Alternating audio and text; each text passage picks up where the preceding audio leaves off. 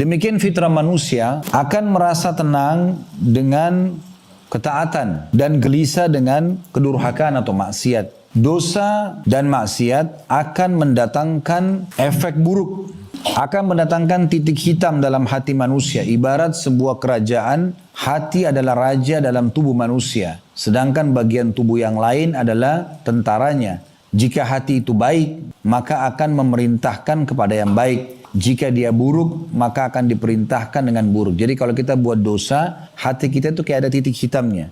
Kapan kita buat lagi, titik hitam lagi. Terus begitu, sampai bisa hatinya akan sangat kelam, rusak. Jadi peringatan apapun datang tidak tersentuh lagi dia. Ada juga orang yang kalau berbuat amal soleh, dia akan dititik, sebaliknya kalau orang berbuat amal soleh, hatinya akan dititikin dengan cahaya putih. Kalau dia berbuat amal soleh lagi, cahaya putih lagi. Sampai hatinya terang benderang, bahkan bisa menerangi orang lain gitu. Nah jadi hati itu terpengaruh sekali dengan ketaatan dan kemaksiatan. Kata Nabi SAW, wa inna fil jasadi mudgha, idha salahat salahal jasadu kullu, wa idha fasadat fasadal jasadu kullu, ala wahiyal qalb.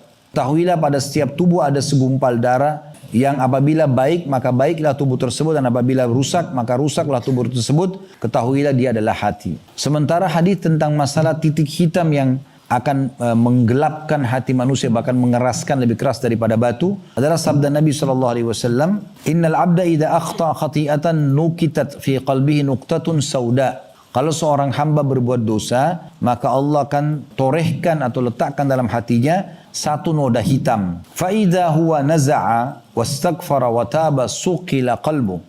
Kalau dia segera beristighfar dan bertaubat, maka noda itu akan diangkat dari hatinya. Wa in ada zida fi hatta ta'lu wa qalbah. Tapi kalau dia kembali berbuat dosa lagi, maka noda-noda itu akan semakin bertambah hingga menghitamkan semua hatinya. Wa huwa ar-ran alladzi dzakarallahu kallaba ar-rana ala qulubi ma kanu yaksibun.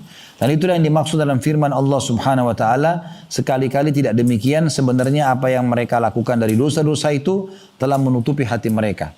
Penjelasan dari surah Al-Mutaffifin, surah nomor 83 ayat 4. Jadi kalau seseorang terus-menerus mengulangi dosa-dosanya, titik hitam di hatinya akan terus bertambah hingga mengubahnya menjadi hitam, kelam dan keras, sampai peringatan apapun tidak akan menyentuh dia. Nah, jadi begini, ada orang kadang-kadang dia hanya sekedar melihat ada atau mendengar informasi tentang ada orang meninggal dunia, sudah cukup membuat dia takut. Takutnya itu jangan sampai dia juga meninggal tapi amalnya masih sedikit, atau masih ada dosa yang belum diampuni. Itu sudah luar biasa, itu tanda keimanan ya. Ada orang itu baru mendengar, ada orang begitu melihat kejadian fenomena alam, dia udah merasa ketakutan kepada Allah. Dia segera kembali kepada Allah. Ini tanda-tanda keimanan. Tapi ada orang, Bapak Ibu sekalian, karena hatinya sudah keras, bahkan lebih keras daripada batu. Mungkin dia naik mobil berdua sama temannya, tabrakan, temannya mati, kepalanya pecah, dia selamat, dia masih tidak ambil pelajaran. Dia cuma menceritakan, oh teman saya tabrakan, kepalanya pecah, saya enggak apa-apa. Cuma sebatas itu. Dia tidak ambil pelajaran.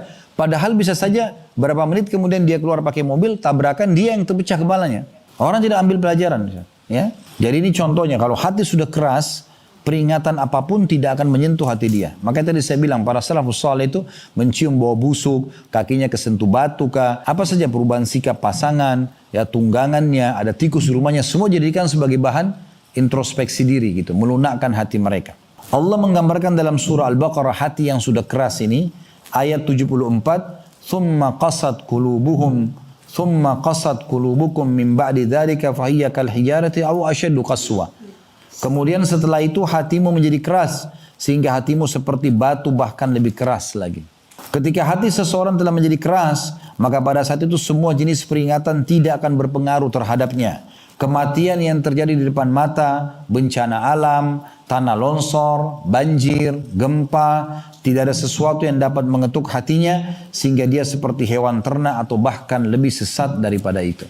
Nah ini yang na'udzubillah, kalau ada orang yang tidak merasakan apa-apa dari kebaikan-kebaikan Allah Subhanahu wa taala, tidak peka untuk mensyukuri nikmat Allah, tidak peka untuk segera kembali meninggalkan dosa kepada Allah, maka dia akan kena seperti apa yang telah mengena orang-orang yang melanggar sebelum mereka atau sebelum dia gitu.